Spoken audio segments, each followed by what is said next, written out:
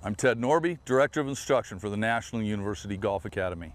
What I want to talk about today is the hips in the backswing and how there does have to be some rotation to allow the shoulder to rotate and to get myself to shift back to the target correctly.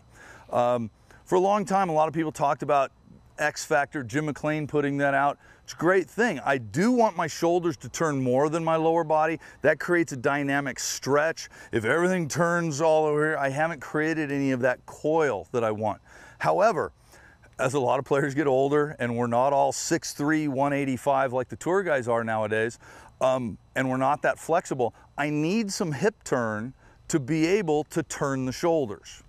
So I don't want to stand here and make a backswing where my legs and my hips don't turn at all and my shoulders don't get back there, because then I'm going to have to lift or slide. But what I do want to have happen is my hips have got to rotate. And anything that's turning, that rotates, whatever, say if this is round, whatever's on this right side, has to work back toward the target a little bit. If you look at old pictures of Hogan, Jack Nicklaus, John Cook, some of the better ball strikers ever, at the top of their swing, we can see their left butt cheek kind of pointing out and moving toward the target a little bit. A lot of players, if you put a line right here on their right hip, at the top of their swing, there's a gap in that, between that line and that right hip. That tells me that their butt cheeks and their hips are rotating toward the target a little bit as their upper body is kind of moving over, turning the shoulders, getting the arms in the backswing right there.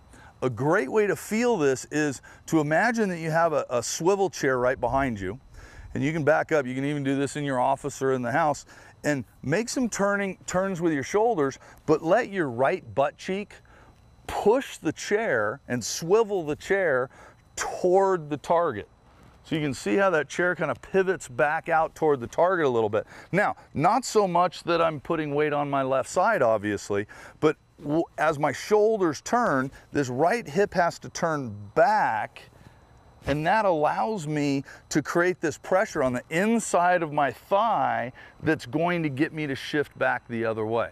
So what I'm looking for is the upper body turning, and clearly I don't want my hips to get sliding or twisting around too much, but as my shoulders turn, I'm going to allow my butt cheeks to go toward the target and push that chair toward the target right there. That's going to give me room to turn my shoulders fully on the backswing and put me in a position where I can use the inside of my right thigh to shift back out toward the target.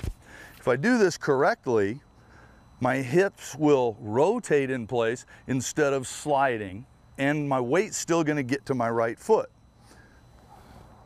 Now I'm in this position where my lower body can shift forward.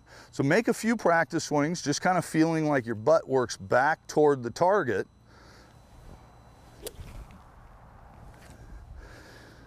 And if you happen to be able to have a chair out on the range, go ahead and push that chair toward the target.